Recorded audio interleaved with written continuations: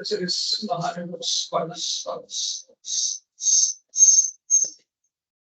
Buenas tardes. El Colegio de Ingenieros, Electricistas, Mecánicos e Industriales les da la más cordial bienvenida a la Conferencia Descarbonización y Cambio Climático. Con ustedes, el ingeniero Víctor Funjo, presidente de la sección Centroamérica de ASRAE.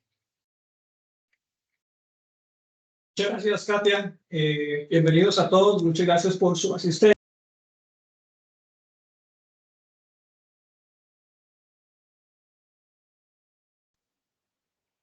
Don Víctor está en mute.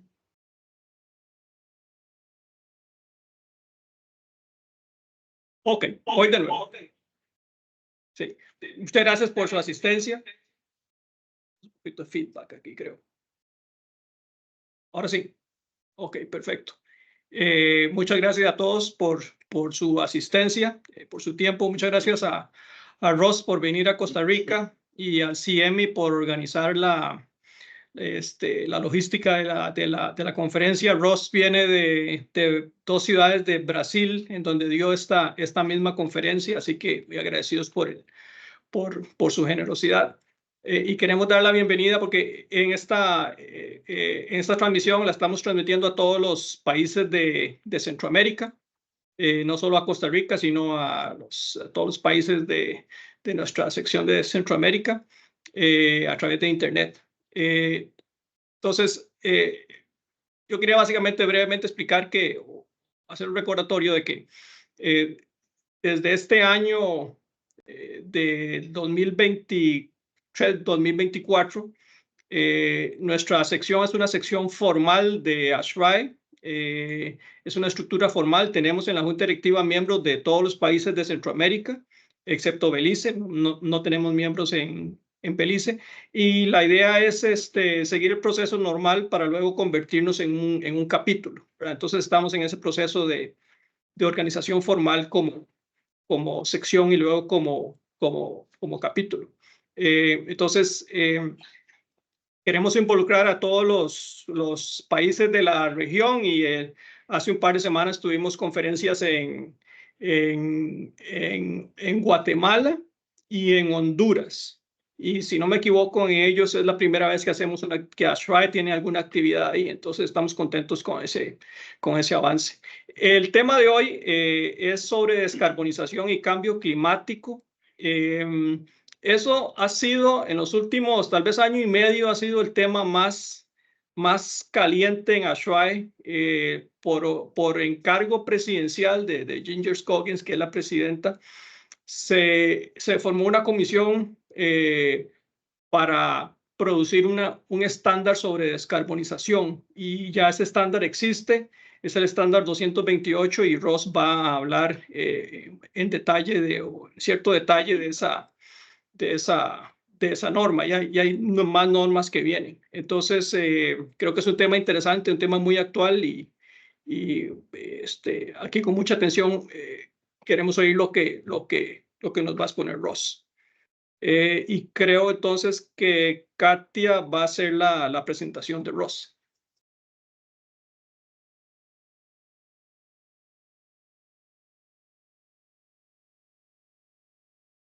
Muchas gracias, don Víctor.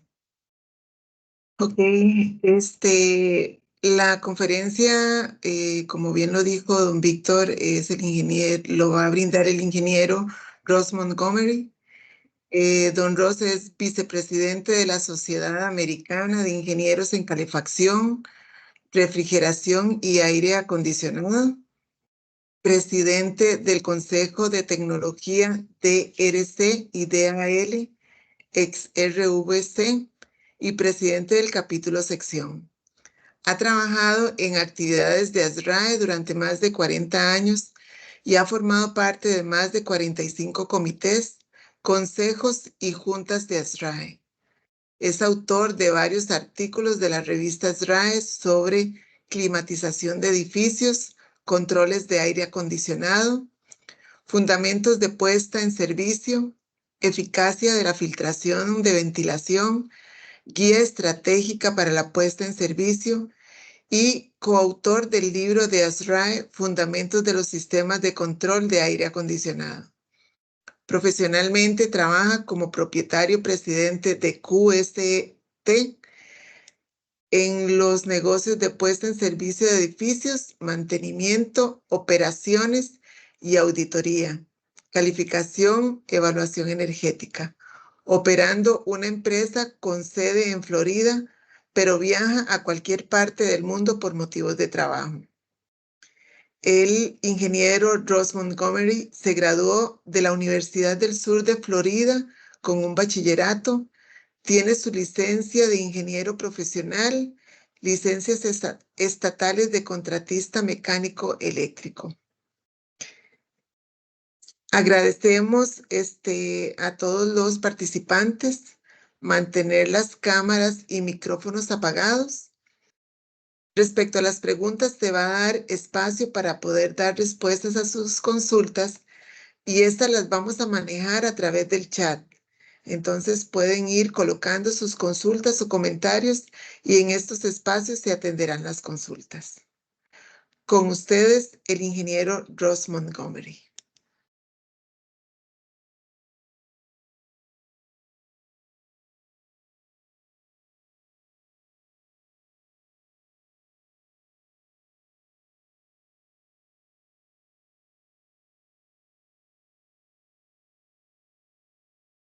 Hello, everybody, and thank you very much for inviting me. I would like to first introduce you to John Constantini, who's our Director and Regional Chairman for Region 12. John is very instrumental in planning this event. He has asked me as a regional representative and other RVCs to go out and visit chapters, sections, and student branches and provide you with services, information, and help in any way we can help you. Again, Victor, thank you very much for inviting me. Victor is the president of the Central American section right now, and he's the one that organized this and helped me put it together, and I really appreciate that. Thank you, Victor. And finally, Marlon Vargas is the president of the Florida West Coast chapter. Marlon and his board has also helped me get here, and they're also helping me with a lot of the resources in order to bring this to you. So thank you very much, all of you. The agenda today is pretty simple. We're going to talk a lot about decarbonization and climate change. In ASHRAE meetings, we always start off our meetings with the ASHRAE Code of Ethics commitment. In this and all other ASHRAE meetings, we will act with honesty, fairness, courtesy, competence, inclusiveness, and respect for others. Russ, Yes. you gotta share your screen. Okay.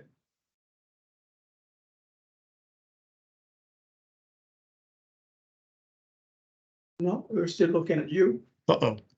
We don't want to do that. Let's do that. Okay. Let's go back to Teams. Go back to Teams. Teams. Here, right? And share. Share screen. How's that? Yeah, better? now we're looking at your screen. Oh, good. So now I will start back here.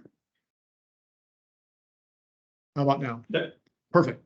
So this is the ASHRAE Code of Ethics commitment that we read at every meeting. So thank you very much for that. Now, this is my AI version of me trying to do an introduction. I will skip through that and I will obviously do my own introduction. So the agenda today for decarbonization and climate change, an ASHRAE perspective. First of all, what I'm going to do a lot of is try to explain a lot of the basics behind decarbonization and how ASHRAE is helping to provide awareness, education, training, technology, and standards in order to, support this very important initiative. Second, ASHRAE has a lot of climate change and decarbonization position documents. I will review those with you. The journal which is our magazine published monthly. I will share some articles with there. And finally, I will work out a lot of the technical publications that we do in ASHRAE. We have a lot of ongoing industry listservs, and I'm going to bring you some of those statements to show you what other people in the industry is doing, and also a little sneak peek of the ASHRAE Standard 240P, which is coming out. And then the main part is the ASHRAE Standard 228 2023 shown here. It's a relatively small standard, and we're going to go through it in some detail and explain to you what that's all about. First of all, Ginger Scoggins, our current president, she is very committed to decarbonization and climate change. She has centered her presidential theme around that, her challenge accepted, taking on the climate crisis. So thank you, Ginger, for leading us this year. ASHRAE collaborates with a lot of different associations. We cannot do this big job alone, so we depend on our partners to work together to send the messages to our members and their members so that we can all work together and send our message consistently. Thanks very much to the architects, the building owners and managers, IFMA, Urban Land Institute, U.S. Green Building Council. They all work with us very closely in order to present this technology to our members. I want to really shout out to the Brazil chapter. President Scoggins had a decarb challenge last year, and I'm very proud to tell you that the Brazil chapter won it. And if you can't read that number, it's $9,800. So the Brazil chapter, congratulations. Congratulations on doing such a great job, and congratulations on getting $9,800. The world is a very big place, and ASHRAE, in its 100+ years, continually works hard to bring the relevant technology to the world. And we keep doing that all the time. Now, I always ask myself, is decarbonization, energy management, or climate concerns a new thing? Of course it's not. It's been around a long, long time. Sometimes we call it one thing, sometimes we call it something different. But there are many opinions, pro and con, about it. I would say most people are very pro, but we certainly have some people that are con. The media is starting to pick up on it, so you're hearing a lot more about it in the media. The governments are getting involved. The politicians are starting to think about it because the voters are asking the question, and the voters are saying, hey, what are you doing about climate change and decarbonization? Unfortunately, we are the science part, and so science is very slow and methodical, and we have to make sure that what we research and find out and report is 100% correct. So we are catching up, and we will continue to work hard to bring you the most up-to-date technology that's available. So we have to ask ourselves, why should we care? There's a lot of reasons why we should care. The population growth is going higher and higher and higher. And when you have a lot of extra people, of course, the buildings are going to grow as well. Overwhelming pollution is caused by all the people who has to drive around in trains and planes and automobiles, and that is contributing to our pollution and the exposure to greenhouse gases. When we have bad stuff in the atmosphere, a lot of times when it rains, that rain turns into acid rain and causes us a lot of trouble. But I think we can all agree that the sea levels are rising. And if we don't do something about it soon, we're all going to be in trouble, especially me, because I live in Florida. And so my state is going to have a lot of troubles. But climate is rapidly changing. We have been meeting together with a lot of people, a lot of very materially affected parties, and we're all coming to the same conclusion that we have to stop the climate from rapidly changing. We have meetings internationally called COPs. They're the Conference of the Parties. in the United Nations. We have been having them for quite a number of years. In 2022, it was in Egypt, and COP28 this year, well, not this year now, it's in 2023, was in Dubai at the end of the year in November. Our president, Ginger Scoggins, was there. She was a keynote speaker, and she went to this international conference to make sure that the world knows that ASHRAE is very interested in what's going on with climate change and our efforts towards decarbonization. COP28, they talked a lot. There's a lot of reports out there about what they did do and what they didn't do. Some people are happy, probably more people are sad, but it didn't, it didn't outright say that we need to stop coal, oil, and gas right away. But of course, there's no way we can do that. We have to work on that over time. What everybody can agree to is that we definitely need to keep the global temperature within 1.5 degrees C. And that was a clear agreement, consensus message in this COP, and hopefully will continue. The United States has an EPA, and we are starting to ask people to report their greenhouse gases. And this is one of the government groups that is watching that happen. So let's talk about what is zero net energy and what is zero net carbon. It always helps me to kind of understand the definitions. There are a lot of definitions out there. I'm showing you just a couple here on the screen, but for sure, decarbonization is removing carbon dioxide from the air. Now, there's a lot more things besides carbon in the air, and we'll talk a lot about that later, but that's what decarbonization is really centered about.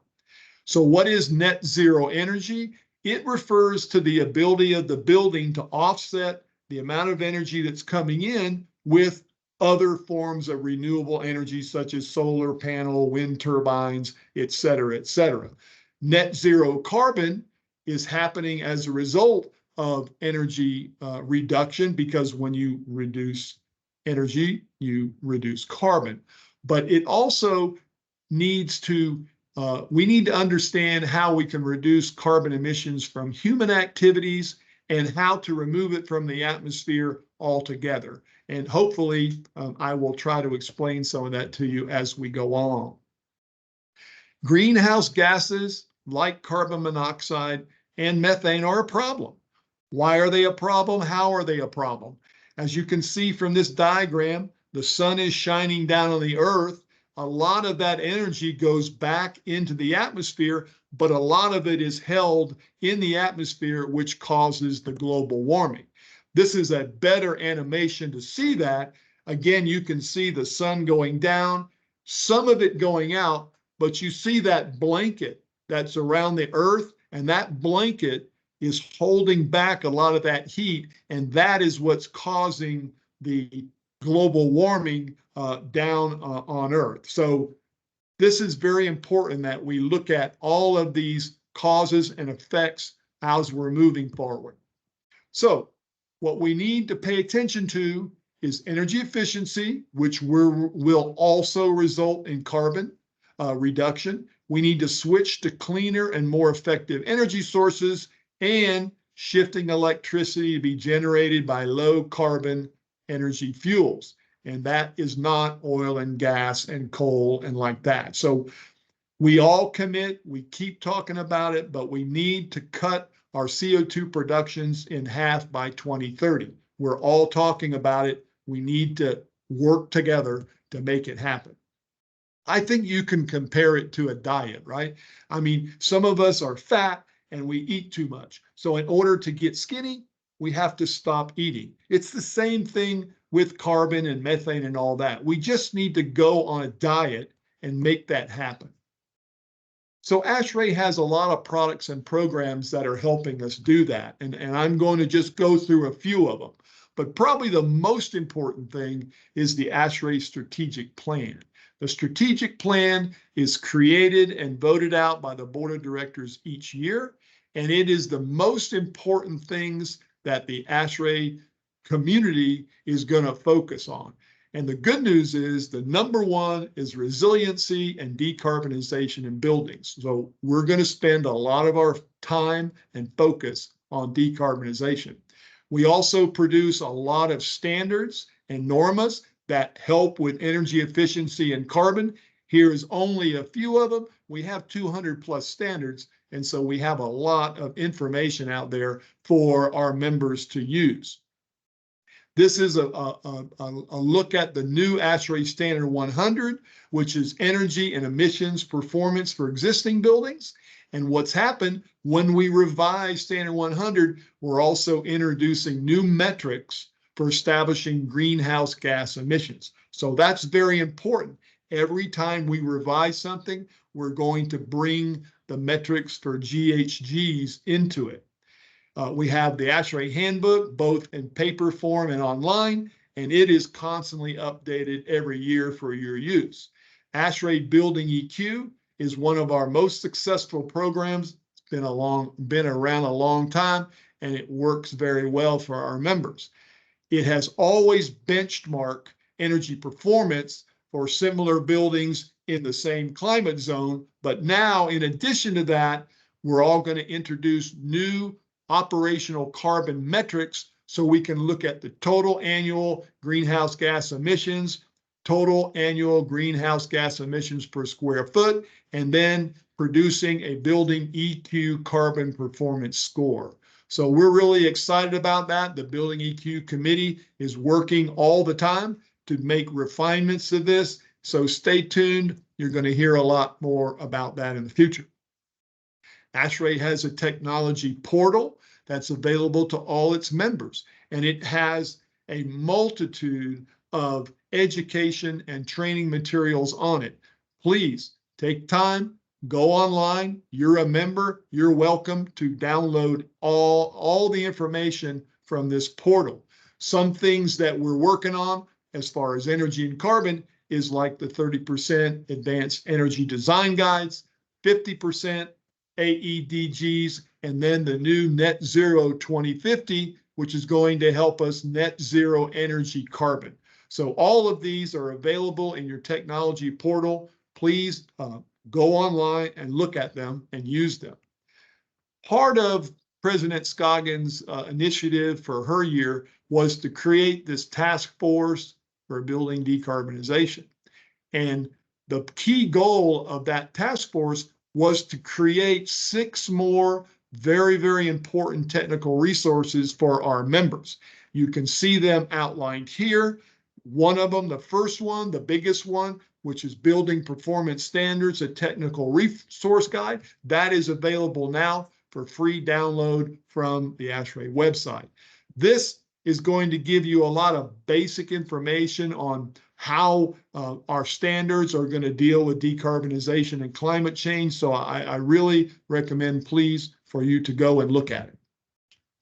We also have a lot of other courses. This is a course that's been around a long time, 6 hours, and it's the ASHRAE Green Guide. And the Green Guide has been around a long time. It's in its 5th edition. So please use it. If you want this instruction to come to your chapter or section, you can order it direct from ASHRAE at any time. ASHRAE has climate change position documents. In that, we say, or we commit to dates like 2030, we're going to put in half our 2015 greenhouse gas emissions, and then by 2050, we must be net zero greenhouse gas emissions across the whole life cycle. And the operational energy-related emissions can be reduced by energy efficiency measures, building electrification, improvements in operation and maintenance, refrigerants, low GWP, minimizing volume and improving management. Refrigerants are a big deal. They're a big deal in global warming, a big deal in climate change. So we're going to spend a lot of extra time on that. We're looking at renewable energy sources, letting you know about that. We're helping the building grid integrate into real-time carbon signals, and we're increasing the stringency and enforcement of our energy codes by increasing the stringency of our standards which eventually get adopted into codes. So we're working hard to do that, and we really are focusing our policies to support climate change. We commit to being the leading source of information and research for HVAC&R and building performance. Now, that's our position paper on climate change. We also have the same on decarbonization. We recognize that building decarbonization is not only an ASHRAE member interest, but it's a complete public interest issue because it impacts so many parts of our life, including helping to improve indoor air quality, energy efficiency, community health, and social equity. Again, we are committing to improving all of our standards that have to do with this work. We're eliminating greenhouse gas emissions from the built environment, and the same dates are in this document as climate change. We're also advancing the HVAC&R technologies and practice to minimize refrigerants impact. We recognize that refrigerants leak, and refrigerants cause a lot of problems to the atmosphere. And we're going to commit ourselves to figuring out how to change that in the near future. And then as new technologies develop, ASHRAE is going to continue to research and develop standards and technical information to help our members get through that. ASHRAE has an ASHRAE journal that's published monthly. I want to share with you three of the articles that are really good. You can go online to the technology portal, and again, you can have access to any ASHRAE journal article just by going online and calling it up and downloading it for yourself. The editor of our magazine went out in 2022 and talked to a lot of members about building decarbonization. And the feedback she got was that the primary means for reducing operating carbon emissions will be aggressive energy efficiency, electrification of building energy needs, and the decarbonization of the electrical grid. That's a lot. And so there's a lot of people out there trying to do that. Tom Lawrence and Costas Balearis in February 2023 wrote an article about the long road to decarbonization.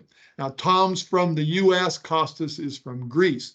So they were able to show us how things happening in Europe, in Asia, and the US are similar, but they're not all the same. And one size does not fit all when it comes to decarbonization.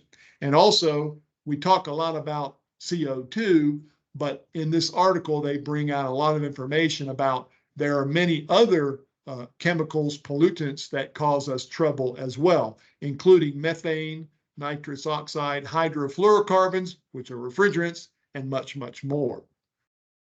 Then we have Dr. Max Sherman, who published the Still Cooking with Gas article in May of 2023.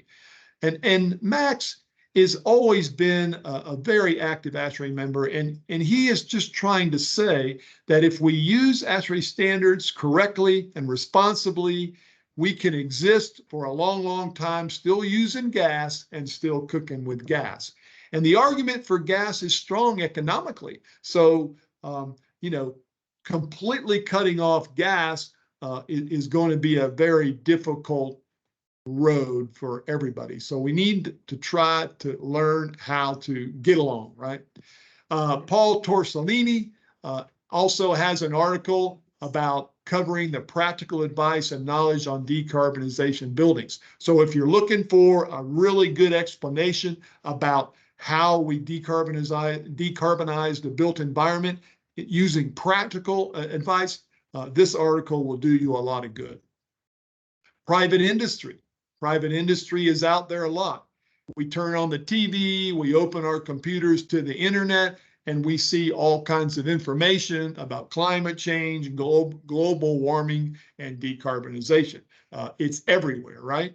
But what I want to do is I want to share with you what's going on with the carbon marketplace and how that is going to help us work out some carbon issues in the future. Now, there's probably 50 different ideas out there. I'm going to share just a few of them with you, just to give you an idea on how these things are working out. So I like to say goodbye Wall Street, and hello, goodbye Wall Street, and hello to the carbon marketplace, because that's where we're going. We're going into the marketplace. Now, so what's carbon pricing? Basically, it's making the polluters, or the people that are sending the carbon dioxide out there, we're making them pay for it, or we're asking them to pay for it by putting a price on it. And so we're doing that by committing to carbon pricing. Now, we're trying to be very just about it. I mean, we want the polluter to pay. They're the guilty party. And so we, the ones that are not polluting, we don't need to pay. But we need to do it with very open and transparent methods, very efficient and effective. In order for it to work, we've got to all be fair and impartial about it. Taxes, government loves taxes. Why? Because it brings in a lot of revenue for them. And of course, if you pay tax on something, then you increase the price. And then if you increase the price, many times less people buy it. So putting a tax on too much carbon is also going to act as a way to discourage people from producing so much carbon out there. Carbon credits, you can certainly buy those in the marketplace. And so a carbon credit or a carbon certificate is going to be a device that allows you to emit 1 ton of CO2, for example. And so you may buy one carbon credit, 100, 1,000, who knows? Depending upon how much carbon you want to stop or credit, depends on how much you're going to do. So there's a lot of different methods out there, voluntary markets, compliance markets, but I'll share with you just a couple that are popular that I read about and that we use. First being cap and trade. You've heard a lot about cap and trade. So carbon also has a cap and trade program. So what it does is it caps that upper limit and then allows companies to buy those credits as long as they do not exceed that upper limit. And they can give those credits or sell those credits to anybody they want. Now, the baseline system is almost in reverse. In order to qualify for the baseline credit, you cannot go over that cap. And as long as you don't go over that cap, then you can also buy credits and you can send those out as well. But if you go above your cap, then you're not eligible to buy anything in that way. So those are two programs that are happening out there. Again, there's 10 or 20 other programs. I just want to bring you some examples so you can see it. So thanks for shopping at the Carbon Store today, and we'll move on. So ASHRAE Journal in March came out with a really good article on artificial intelligence.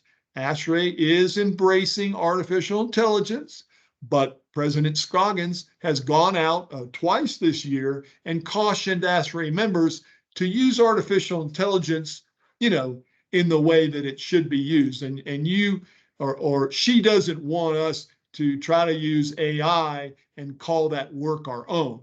We still have to do our own work, but certainly AI is going to help us. Now, AI can be a great thing. AI can be a little dangerous too. So I think all of us understand that. We need to be a little careful all we can. And Texas A&M University is actually using AI to try to come up with a heat pump program. So, it's being used out there, and we're excited about somebody using it. The U.S. is very happy to say that wind and solar energy tripled in the U.S. over the last 10 years. That's great. We're doing our part to try to do that. But many people say they're decarbonizing or they're helping climate change. And, sometimes we catch them not telling the truth, so to speak. So greenwashing is overstating what you're actually doing. So there's a lot of people out there, a lot of watchdogs or whistleblowers that are keeping an eye on this. But for sure, I think we can all agree that if we're doing good things, we need to tell people about it. But if we're not doing good things, then we just don't need to tell anybody because we're not doing things, right? Students in our universities, they're ready for us to start working. Many students, many universities are talking to us about doing something about climate change and decarbonization in our communities, in our counties, our cities, our states, our countries, et cetera, et cetera. I'm sure every one of your students are also asking the same question.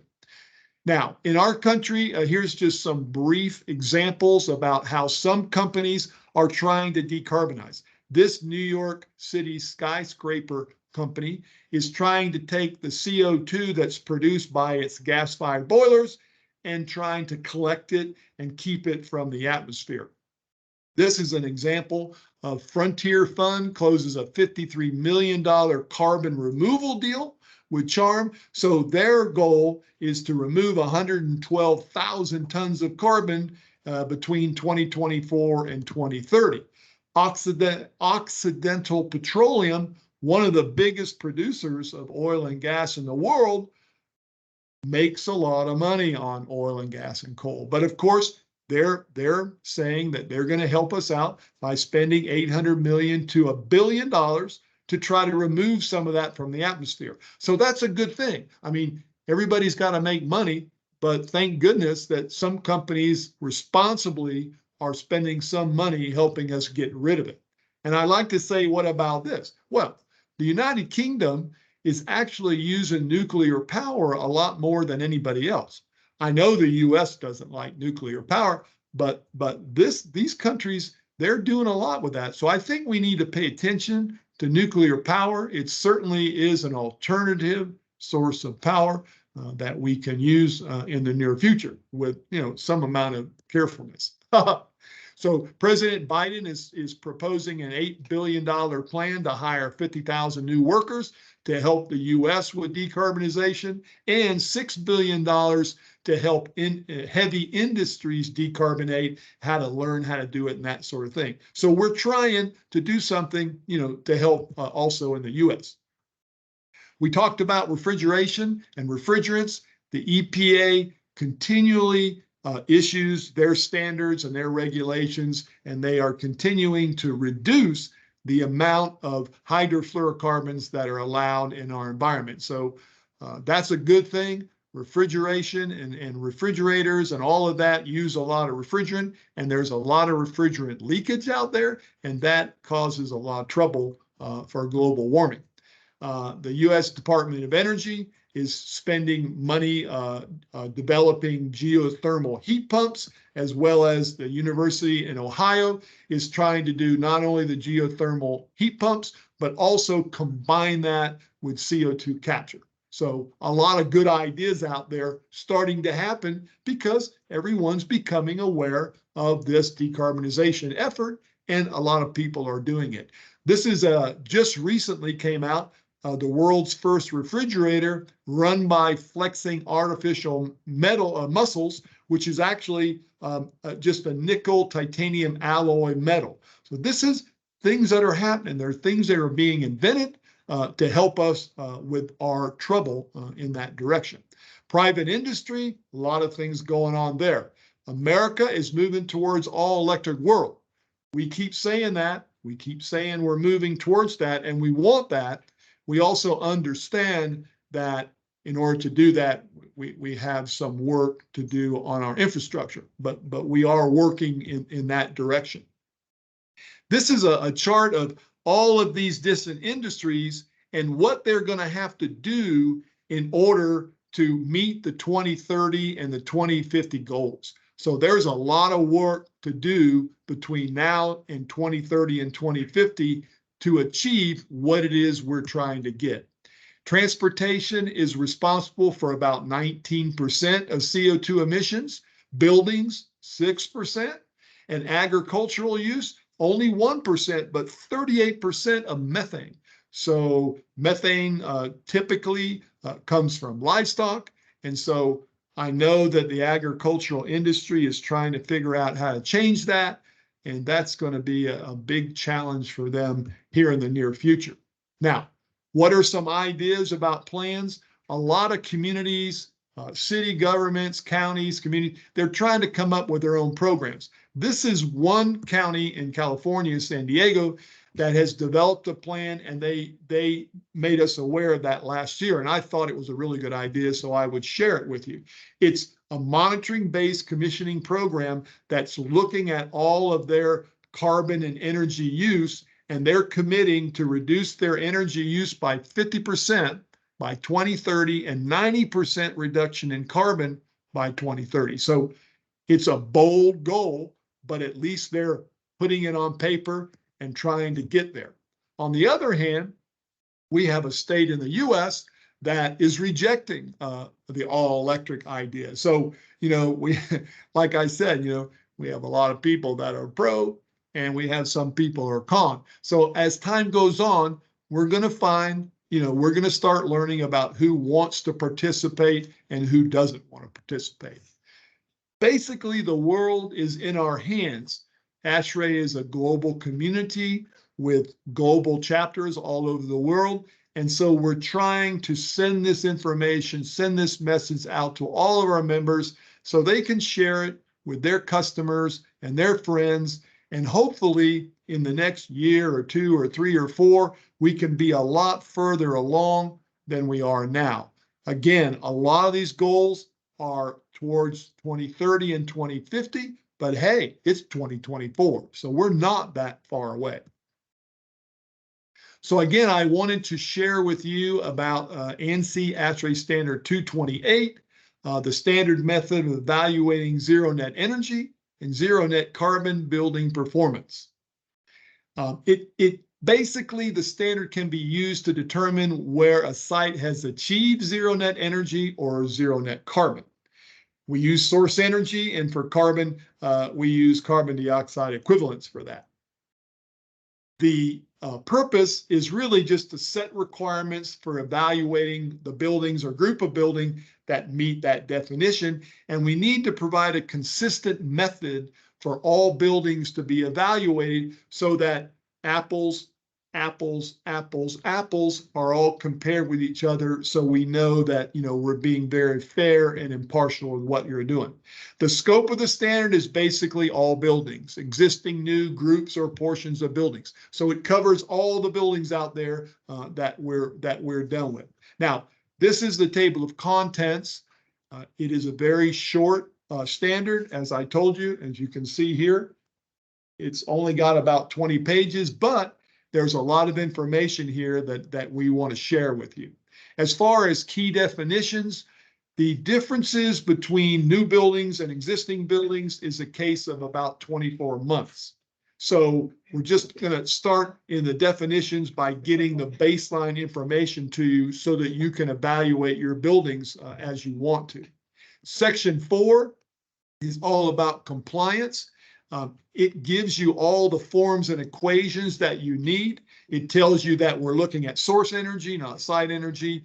Any kind of proposed or new sites can use modeling because, of course, you don't have a physical building, so you have to be able to model what's going on.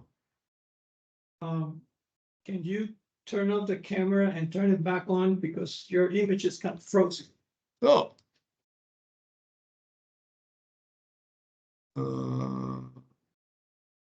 Turn camera off. And then back on. Turn camera on. How's that? So let me see if that works, right? Yeah. Now it's working. Okay, let me see if I can hit. Ooh, can you see that? Yeah. Okay, so we'll start again. Anyway, the standard is 20 pages long. I'm going to summarize all of this for you so that, and at a later time when we have more time, certainly we can go page by page. But chapter 4 is all about the forms and equations that are specified. It tells you that we're using source energy, and of course, proposed and new sites can use modeling because there's not a building there.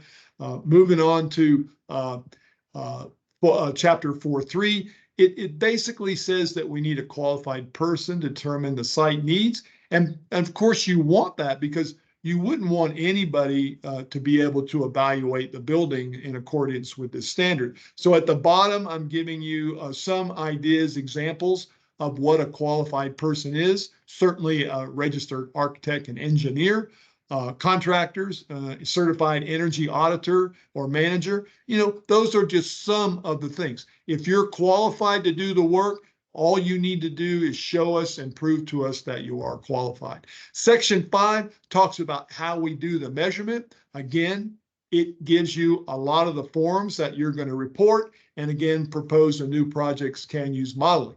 Later in chapter 5, it explains to you how the energy gets onto the site, whether it's imported, exported, or comes from other sources, such as transportation, landscaping, that sort of thing. So that's going to help you report where that energy is crossing the boundaries.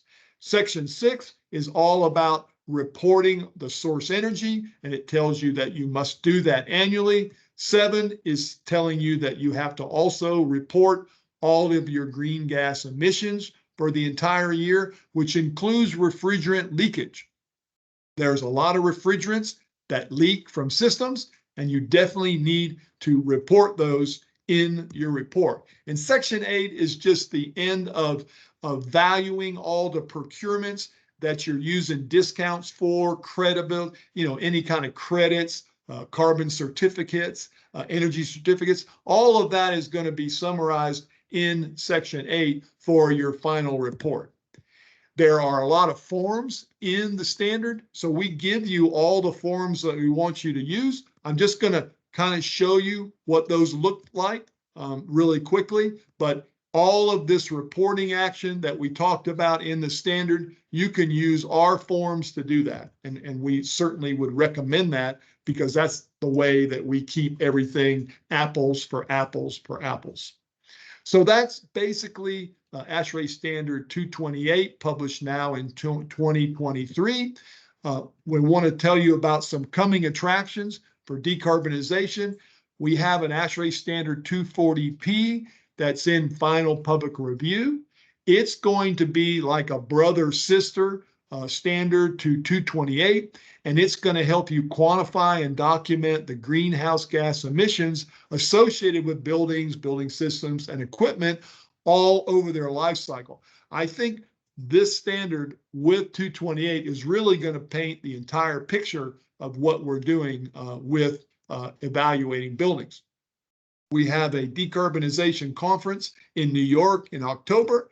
We are having a decarbonization conference now in Madrid, Spain. It's happening this week. And then finally, our conclusions are that there's a great need for decarbonization information for ASHRAE practicing professionals as well as the general public. ASHRAE is delivering our position statements and our position documents, assuring our membership that we're going to continue to work towards helping climate change, reducing global warming, and decarbonization in every way and form. We do that by providing 100% technology, up-to-date standards, education, all of that, such as ASHRAE Standard 228 and the 240P. But we're going to continue to work with our membership and the general public to do this as best we can. Thank you very much for letting me talk to you today, and you're certainly welcome to ask me any questions that you would like. Thank you very much.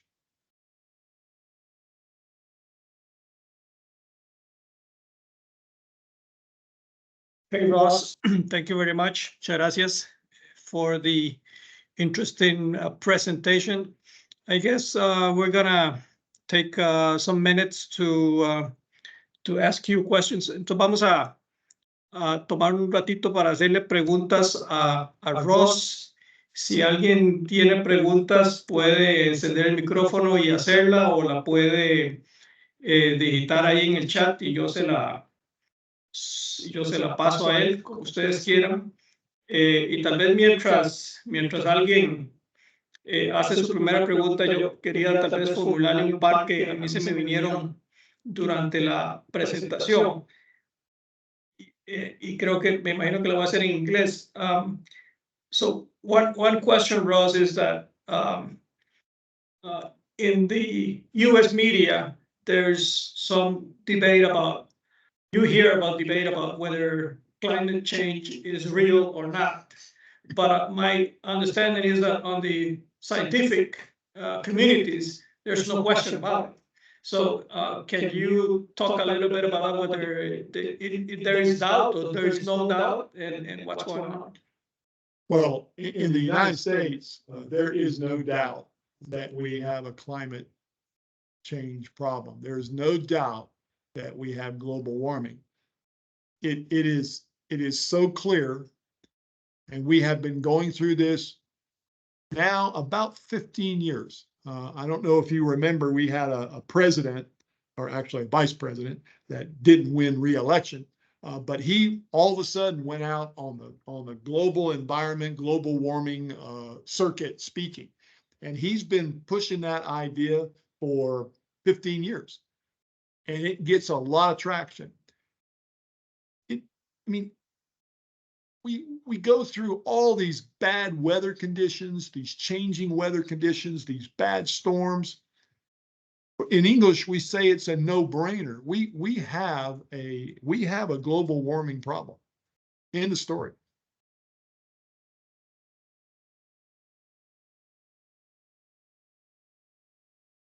Okay. Y tal vez la otra pregunta que tenía yo es sobre la norma, la 228. And again, ask it in English. So standard 228 is to say yes or no whether a building is net zero and net carbon, right? Right. If the building is not, does the standard say it is not, but it got a grade of 70%, or does it tell you how far it is from making the goal? No, it basically, this particular standard, it will tell you how close or far you are from doing it, but it tells you whether or not you made it or not. And then, you might be 50%, you might be 75, and things will have to get better, change that. And when 240 comes out, it will actually, help a lot, because it's going to instruct the designers and the contractors on how to do more work to reach that goal.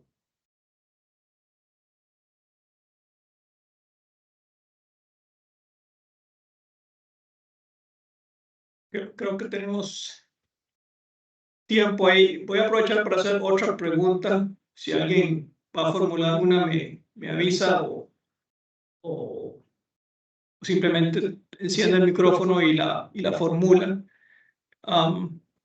Pero mi pregunta para Ross es, usted hace el análisis de la 228 y le dice si el edificio cumple o no con net zero, y la pregunta es qué pasa después. So my question is, you can run the calculations of 228 and it tells you if a given building is net zero or not net zero. What is the use of that information right now? I mean, once you get a result, what can you do with that information other than know it? Well, for right now, for example, let's use the green building. Let's use USGBC or the green building. When you go out and see if you're trying to reach a Platino in a green building, if you run the calculations and you do the work, you'll find out you're either Platino or you're not Platino, and you're X amount away from it. So if you are Platino, then you get to put that platinum plaque on your wall. If you meet ASHRAE standard 228, you can also put together some sort of plaque or award or whatever that says your building meets that standard for right now. So it's really, you're trying to make a goal, and if you achieve it, great, and you can recognize yourself for that, recognize your other buildings and your peers, or if you're a little short, then you can continue to work hard about how to do that and move forward. I mean, the truth is that a lot of this is about taking the energy and the carbon use you have right now, figuring out how many carbon credits or carbon allowances you need to purchase or buy or get in order to make you there, in order to get you there. It's a lot like green building stuff. It's very, very close to trying to make big green building points, you know.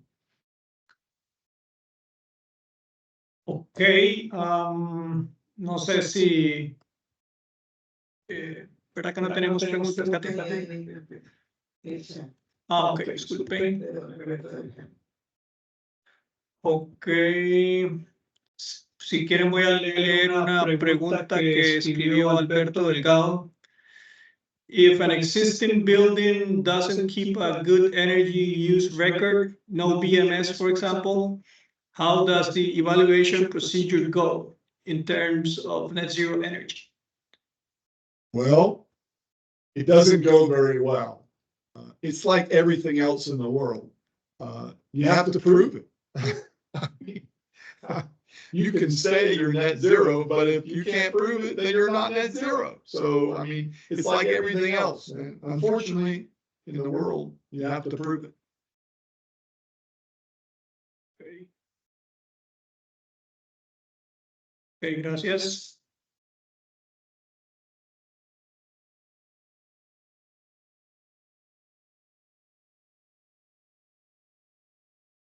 Okay, no sé si creo que no tenemos más preguntas por ahora. Yo tal vez para cerrar quería dar una pequeña muestra de agradecimiento a Ross por el tiempo suyo. Como les digo, lleva una semana fuera de casa predicando el tema de descarbonización. Lo hizo en 2 ciudades en Brasil y ahora vino a Costa Rica y creo que de aquí va de nuevo a casa, pero tal vez le quería, tal vez no se va a ver esto. Ok.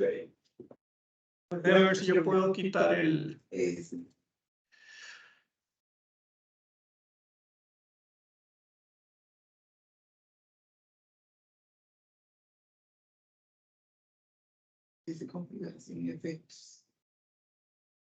Es que no veo efectos aquí. Estado de la llamada. Ok. Vamos a ver. En configuración. Ajá. No, no me sale aquí. Vamos a ver. A ver si puedo quitarle el fondo borroso a esta imagen mía. Es que no veo la opción aquí, extrañamente, no sé por qué. No tiene ningún fondo. Sí, disculpa, no sé cómo quitar el fondo borroso para poder verlo, pero lo que quería entregarle a Ross era un pequeño certificado que dice que es un certificado de agradecimiento de la sección de ASHRAE Centroamérica al ingeniero Ross Montgomery por su participación en la conferencia sobre descarbonización y cambio climático de ASHRAE sección de Centroamérica, San José, Costa Rica, 22 de abril del 2024. Entonces le voy a entregar esto a Ross y también tengo un par de regalitos por aquí. Tampoco voy a poder mostrar, pero un par de muestras de café para don Ross por su generosidad. Así que muchas gracias. Yo creo que de mi parte es todo y le doy la palabra a Katia para que cierre. Thank you.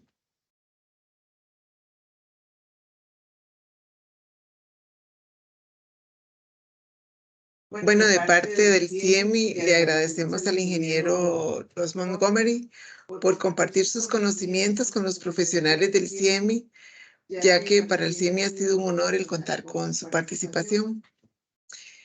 Seguidamente les vamos a compartir un código QR para que nos colaboren con la encuesta. Entonces, se los voy a compartir para que por favor nos puedan colaborar con la encuesta de esta conferencia.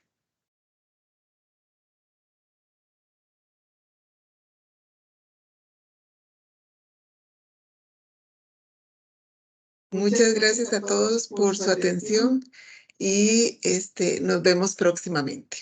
Buenas noches. Buenas noches. Buenas noches. Gracias, Ok. buenas noches. Gracias, buenas noches.